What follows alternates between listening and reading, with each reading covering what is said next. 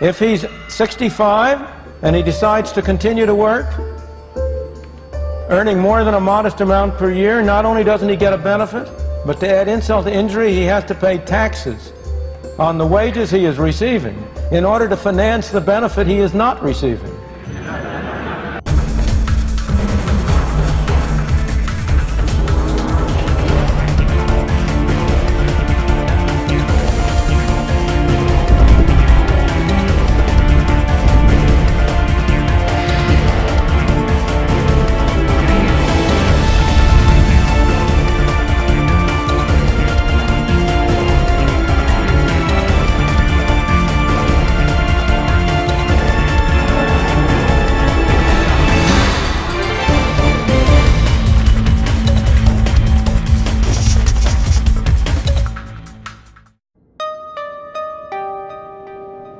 The idea of a pyramid scheme has never been employed on such a large scale as that used by our very own government.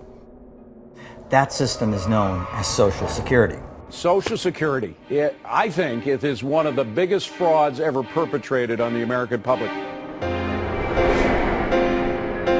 While developed by a man named Charles Ponzi, a Ponzi scheme is a fraudulent investment operation that pays returns to different investors from their own money or money paid from subsequent investors rather than from any actual profit earned.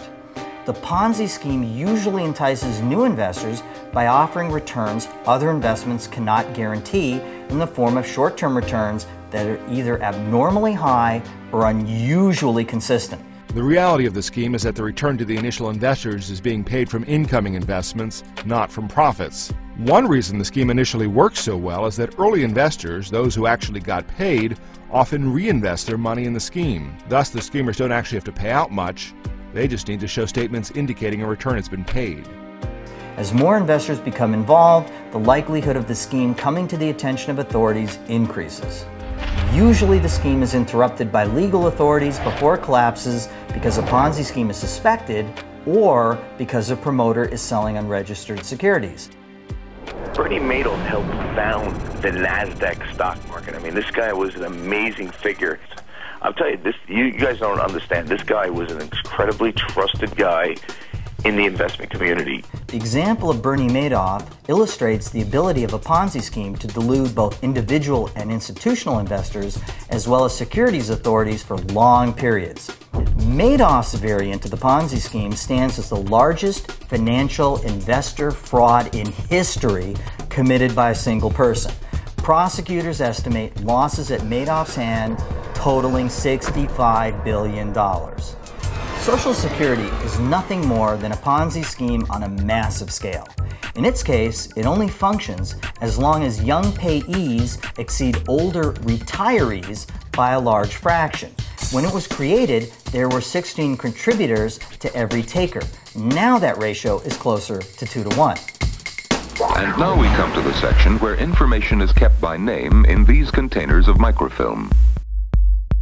The system is also known as an intergenerational transfer, a fancy way of legalizing the theft from young people by old people.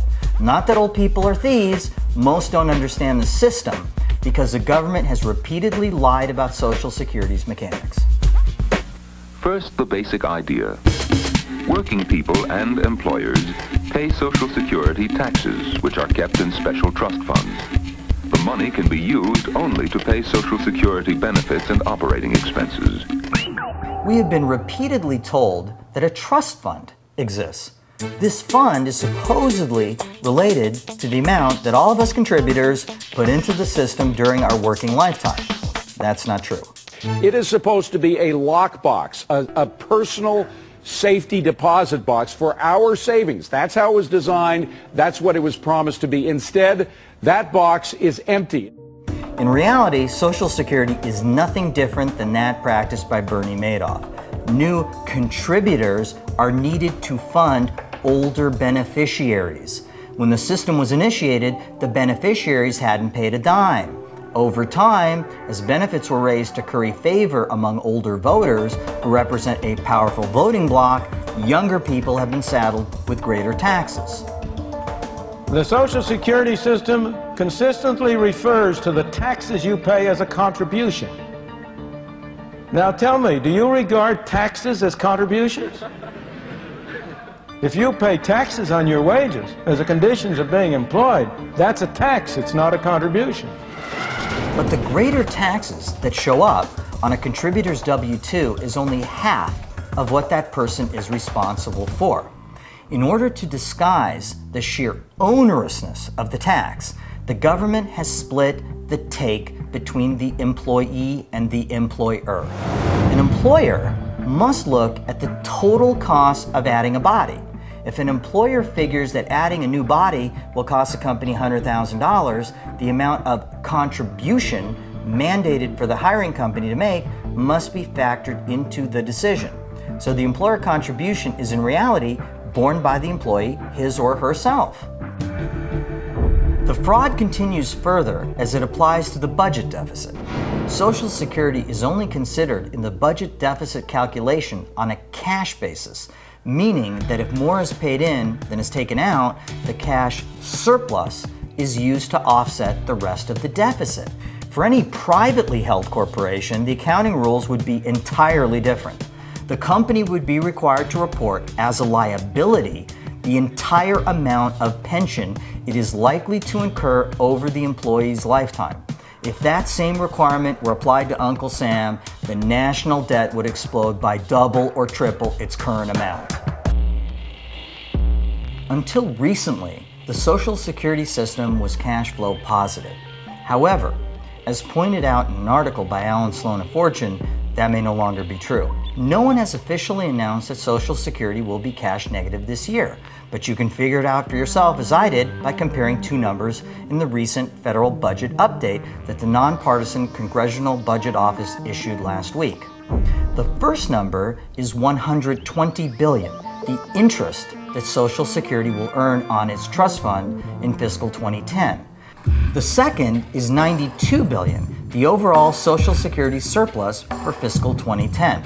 According to Alan Sloan, this means that without the interest income, Social Security will be $28 billion in the hole this fiscal year, which ends September 30th. $92 billion in surplus less $120 billion earned in interest equals a hole of $28 billion. I guess we're adjourned. Oh, say that we're not adjourned.